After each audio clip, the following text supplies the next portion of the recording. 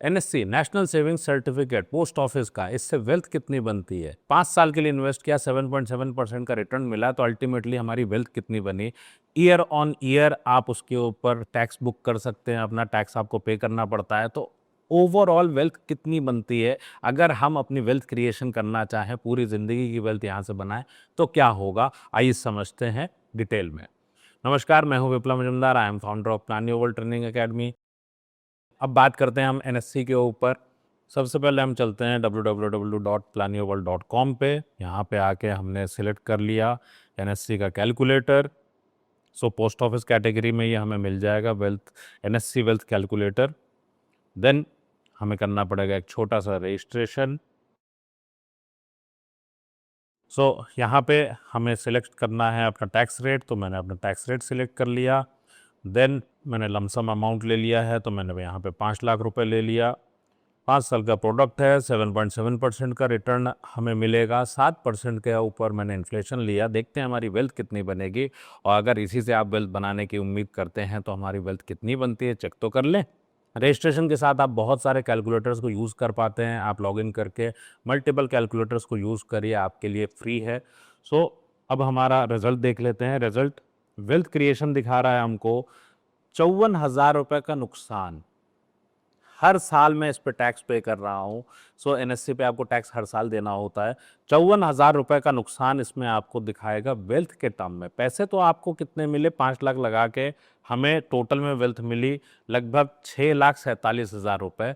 अब अगर मैं बात करूँ value of capital at maturity with inflation कितना होना चाहिए, वो होना है 7 लाख रुपए। तो मैंने जमा तो किए 5 लाख, मुझे मैच्योरिटी मिल रही है 6,47,000 की, क्योंकि टैक्स मुझे पे करना ही पड़ेगा इसके ऊपर।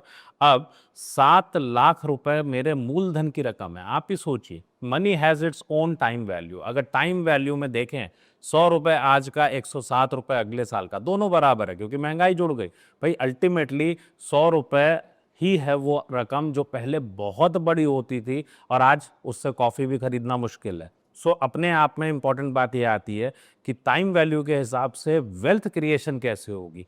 वेल्थ क्रिएशन तो तब होगी जब 7 लाख रुपए से ऊपर की रकम हमें मिले। इस कंडीशन में हमें नुकसान हो रहा है, और अगर आप भी ऐसे ही इन्वेस्टमेंट करते हैं तो वेल्थ क्रिएशन को चेक करिए। ये मत बोलिए कि ये पैसा सेफ है। सेफ्टी अपने आप में क्या चीज़ है? Safety is in growth, not in accounting terms. आपने कहा मेरा बच्चे को लेके मुझे डर लगता है, इसको बाहर नहीं भेजना है। आप मत भेजिए बाहर, लेकिन बच्चा पिछड़ जाएगा।